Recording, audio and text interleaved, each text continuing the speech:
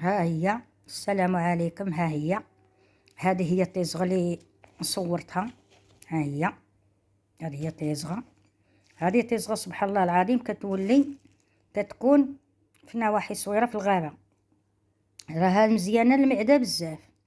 هذه راه حبيبه للمعده، جربوها، راه كتحيد الميكروبات من المعده، ومزيانه للمصرر الكبير، وتطيح حتى نسبه السكر في الدم.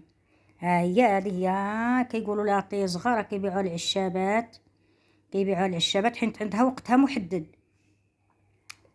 محدد. هي دغيا تتفوت. هي صافي يفوت الصيف كتفوت حتى هي كتمشي في حالاتها.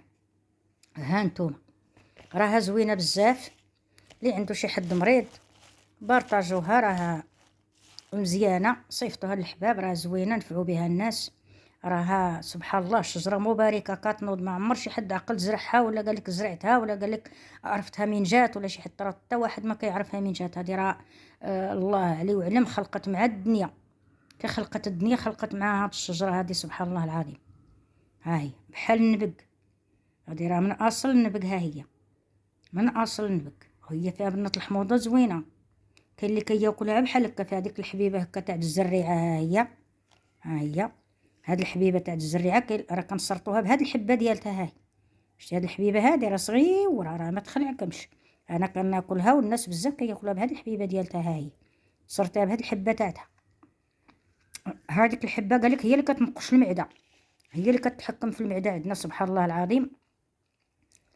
وراها شجيره زوينه، وراها فيها البركه، وتشاركوها مع الحباب، بارطاجوها، راه زوينه، صيفطوها للناس اللي مساكن.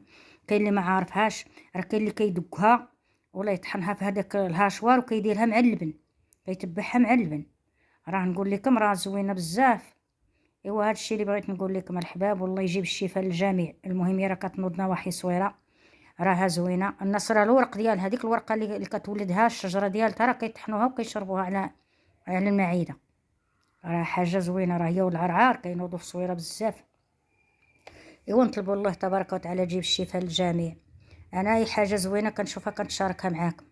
ايوا السلام عليكم.